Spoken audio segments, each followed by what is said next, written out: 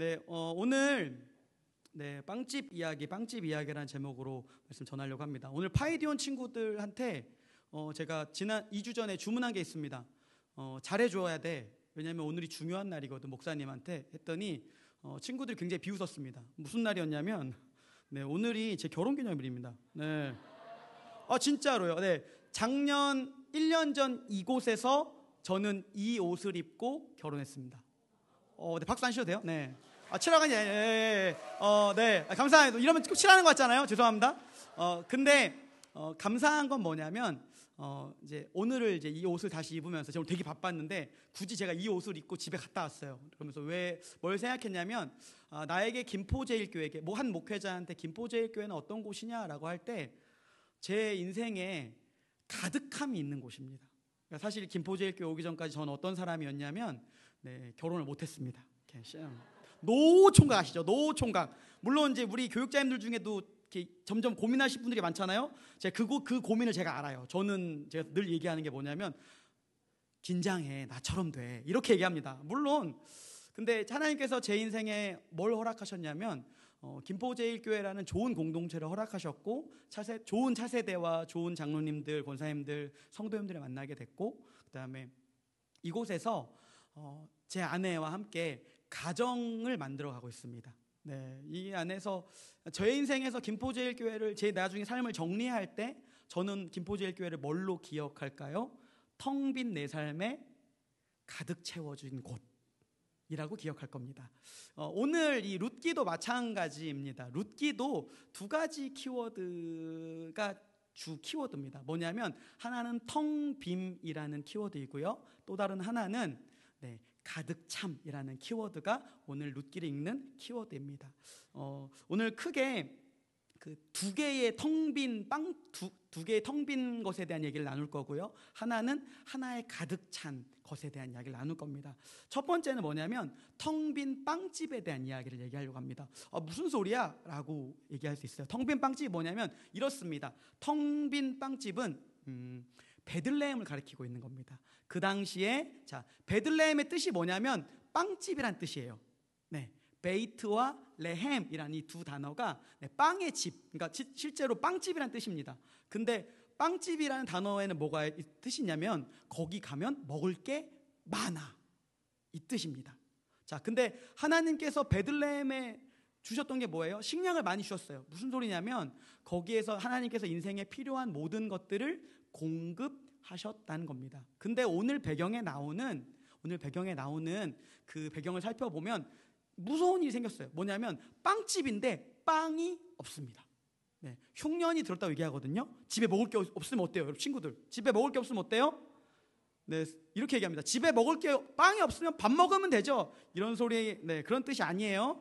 그냥 먹을 게 없어졌다는 얘기예요. 근데 뭘 얘기하는 거냐면 이때에 빵집이라고 얘기하는 이 지역, 베들레헴은 어떤 지역이었냐면 하나님께서 이 지역의 모든 필요를 다 채워주고 계셨다는 거예요. 근데 그 지역에 지금 빵집에 빵이 없습니다.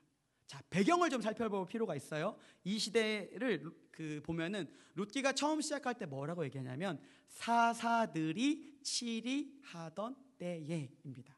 근데 사사들이 치리하던 때는 무슨 뜻이냐? 사사기란 시대가 갖고 있는 정신이 있습니다. 따라하겠습니다. 내 마음대로 살고 싶어요. 하나님도 내 뜻대로. 이렇게 사는 게 사사시대 정신이었다는 거예요. 그러니까 어떤 뜻입니까? 베들레헴에서 빵이 공급되는 거는 당연한 거예요. 왜? 하나님이 나를 도와줘야 되니까. 근데 어떻습니까? 빵집에 빵이 없어진다는 얘기는 뭐예요? 하나님께서 그들에게 징계하신다는 겁니다. 더 이상 그곳에 하나님이 계시지 않는다는 거예요. 이게 무슨 뜻이냐면은 겉으로는 되게 멀쩡해 보이죠. 우리가 예수님 잘 믿고 행복하게 살고 뭔가 좀 잘하는 것 같아요. 근데 실상은 우리 인생에도 뭐예요? 텅 빈 베들레헴처럼 아무것도 없을 수 있다는 겁니다. 우리 김포제일교회, 김포란 지역엔 뭐가 유명하죠? 쌀이 유명하죠. 김포는 쌀이 유명해요. 제가 김포 와서 느꼈던 게 뭐냐면 엄청 춥다와 엄청 습하다 이후에 뭘 느꼈는지 아십니까? 김포 와서 느꼈던 게 내가 그동안 먹었던 쌀은 쌀이 아니구나 였어요. 말도 안, 너무 맛있는 거예요. 그래서 이제 그리고 나서 그 어디 장례식을 갔는데 네, 이렇게 장로님들이 대화하는 얘기를 좀 들었습니다. 근데 이런 말씀하시더라고요. 우리가 쌀 안 대주면 수도권에 밥 못 먹어. 네, 여기 계세요? 저는 기억합니다. 근데 뭘까요? 자신감이 있는 거죠. 김포는 뭐다? 우리 풍족하다. 자, 거기에 김포제일교회는 뭐 하는 곳입니까? 어떤 지역, 어떤 곳이에요? 우리 교회는 김포 지역의 영적인 양식을 공급하던 곳이에요. 맞죠? 네. 131년 전에 이곳에 먹고 사는 것만 중요했던 곳에 진짜 중요한 영적 양식을 공급했던 곳이 우리였다는 거예요. 김포제일교회였다는 겁니다. 사랑하는 우리 교회였어요. 근데 고민해 보시라는 거예요. 건축을 하면서 준비하고 있는데 김포제일교회는 정말 지금도 영적인 양식을 만들어내고 있는가? 우리 공동체에 던지는 말입니다. 빵집에 빵이 없을 수 있죠. 이런 상황이 발생할 수 있는 것처럼 김포제일교회 안에 정말로 우리 안에는 영적인 양식을 공급할 수 있는가? 우리 성경은 오늘 우리를 살아가는 우리한테 이 질문을 합니다. 텅 빈 빵집의 이야기는 무엇입니까? 오늘 우리의 현실을 돌아보게 만든다는 거예요. 자, 두 번째 포인트입니다. 자, 근데 여기서 텅 빈 빵집, 이제 텅 빈 빵집에 오늘 나오는 주인공이 누구냐면 나오미라는 사람입니다. 근데 나오미 인생도 텅 비었어요. 자, 따라해 보겠습니다. 텅 빈 나오미의 이야기. 누구에게나 텅 빈 삶의 공간은 있다. 네. 빵집에 빵이 없으니까 어떻게 해요? 빵이 있는 곳으로 옮겼어요. 근데 가서 처음엔 그들이 잠시 머무릅니다. 머물 수 있죠, 잠깐. 근데 시간이 지나면서 어떻게 바뀌냐면 그들이 잠시란 단어가 없어져요. 어떻게 된 거냐면 그들이 눌러 앉은 겁니다. 자, 그 순간부터 뭐가 되는 겁니까? 나오미의 텅 빔이 시작됩니다. 먹는 것이 없어서 베들레헴의 텅 빔을 피해서 이방 땅으로 왔는데 남편이 죽어요. 네. 여러분도 생각해 보세요. 아빠가 오늘 갑자기 아파서 돌아가셨어요. 그럼 어떨 것 같아요? 너무 슬프죠. 남편이 없어요. 그 속에서 어떻습니까? 아들 둘이 있어요. 근데 엄마는 어때요? 혼자 과부가 돼서 아들을 키워야 됩니다. 힘겹게 어떤 거냐면 이 땅에 이제 남편 하나 바라보고 외국인 이제 시집 왔는데 남편이 죽었어요. 그리고 애 둘 데리고 사는 이주민 노동자로 생각해 보세요. 이 땅의 삶이 녹록할까요? 녹록하지 않겠죠. 네, 근데 아들을 잘 키워서 이제 결혼할 나이가 됐습니다. 그리고 결혼을 시켰어요. 이제 나 좀 편하게 살겠다라고 얘기했는데,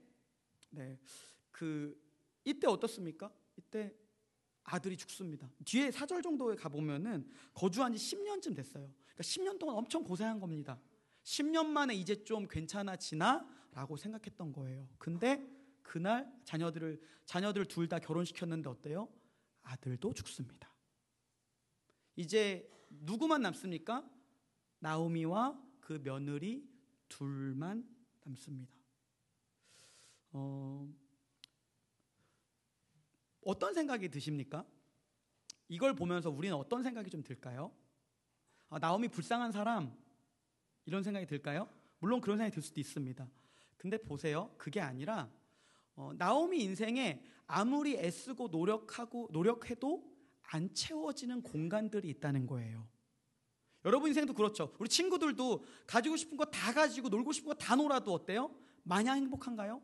아니요, 그렇지 않아요. 때로는 마음이 좀 그래요. 네, 그런 순간들을 가리켜 텅 빈 순간들이라고 얘기합니다. 근데 그게 우리 인생의 모습이에요. 어떤 모습이냐면 우리 인생도 아무것도 할 수 없는 텅 빈 순간들이 누구에게나 다 있습니다. 네, 차마 다 있지 않으십니까? 누구한테 차마 말은 못하고 혼자 가슴앓이 하면서 마음이 텅텅 빈 것 같은 외롭고 슬픈 순간.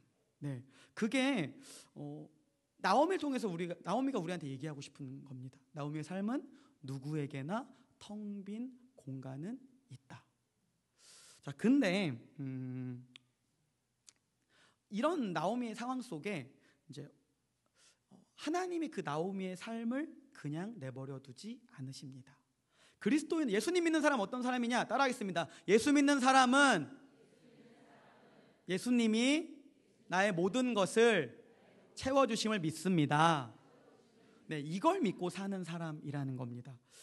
오늘 그래서 세 번째 포인트입니다. 따라하겠습니다. 가득 채우시는 하나님의 사랑, 헤세드로 사랑하시는 분. 네, 요 얘기를 좀 이제 해보려고 합니다. 이제는 어떤 일이 벌어졌습니까? 3명만 남았어요. 누구 남았죠?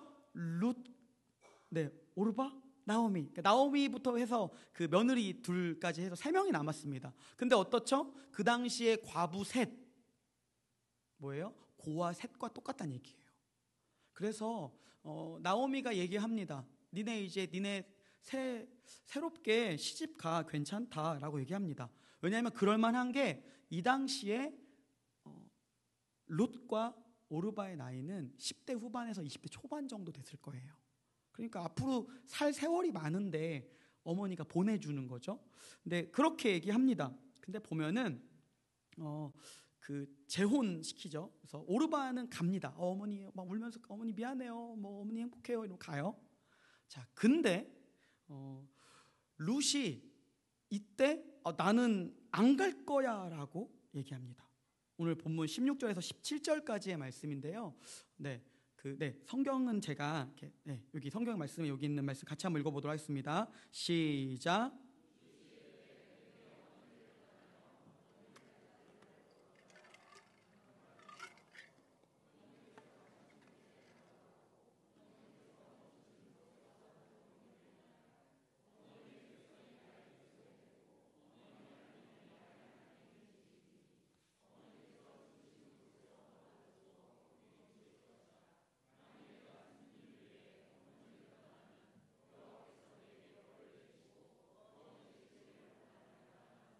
아멘. 사람들은 보통 어떤 사람들과 함께하고 있고 싶어 하죠? 어떤 사람 옆에 서고 싶어 하죠? 힘센 사람, 능력 있는 사람, 잘 나가고 싶은 사람 옆에 서는 게 사람의 마음입니다. 근데 나오미는 어떤 상태입니까? 아무것도 없는 텅 빈 상태라는 겁니다. 17절에 죽어서 어머니 죽는 곳에 묻히겠다는 뜻이 뭐냐면 이런 뜻이에요. 어머니! 나 죽어서도 그 집 귀신 돼서 죽을 거니까 나 놓고 가지 마요 라고 얘기하는 거예요. 내가 여기서 안 묻히고 거기 가서 묻힐 거예요. 그러니까 나 떼어놓고 가지 마세요라고 간곡히 얘기하는 겁니다. 근데 이 고백이 룻의 행동 자체가 아니야 룻이 그냥 가는구나라고 생각할 수 있는데 룻의 행동은 굉장히 비상식적입니다. 어떤 거냐면 이 모압이란 룻이 살던 모압이란 지역에서 이스라엘 베들레헴으로 가려고 하잖아요. 그럼 그 갈 때 골짜기가 하나 있습니다. 네, 이렇게 아르논이라는 골짜기를 건너가야 돼요. 근데 제가 예전에 그곳을 여행을 가면서 거길 가본 저 기억들이 있는데 보자마자 무슨 생각했냐면 룻이 미쳤구나. 굉장히 깊고 그 당시만 해도 강도의 위험들이 있고 여자 둘이 거길 가는 거예요. 근데도 어떻게 간다는 거예요? 내가 어머니의 삶을 책임지겠습니다. 젊은 내가 늙은 어머니의 삶을 돕겠습니다라고 어떻게 하는 거예요? 자신의 전 존재를 들여서 시어머니 나오미의 삶을 붙잡는 겁니다. 여기서 나오는 그 모습이 하나님의 헤세드의 사랑의 모습입니다.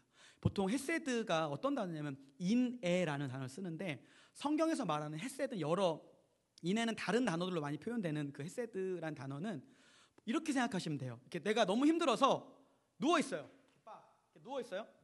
생각해 보세요. 제가 이렇게 누워 있어요. 근데 힘이 쭉 빠진 상태에서 누워 있죠. 그럼 저를 일으켜 세우려면 어떻게 해야 되죠? 그렇죠. 제 무게를 감당해야 돼요. 한 사람이 자기의 무게뿐만 아니라 그 사람의 무게를 이렇게 엎드려서 무게를 붙잡고 일으켜 세우는 것이 헤세드라는 겁니다. 룻은 지금 뭐 한 거예요? 아무 힘도 없이 누워 있어요. 나 이제 망했어 라고 누워 있습니다. 근데 지금 룻이 어떻게 한 거예요? 네, 무릎을 굽혀서 손을 내밀고 어머니, 제가 어머니의 존재도 제가 일으켜 세우겠습니다 라고 얘기하는 겁니다. 근데 성경이 말하는 헤세드는 이 인애가 이 뜻입니다. 근데 복음은 이 얘기를 뭐라고 얘기하냐면 복음의 관점에서는 제가 자주 얘기하는 표현인데 복음은 이게 뭐냐면 보는 사람 입장에서 어때요? 이해가 안 됩니다. 그렇죠? 이게 뭐 하는 짓입니까? 근데 룻의 입장에서 어떻습니까? 엄청난 손해가 발생합니다. 나오미는 그 룻의 사랑을 갚을 수 있을까요? 갚을 수 없다는 겁니다. 성경이 말하는 그 헤세드의 사랑, 은혜는 어떻습니까? 관계적이라는 겁니다.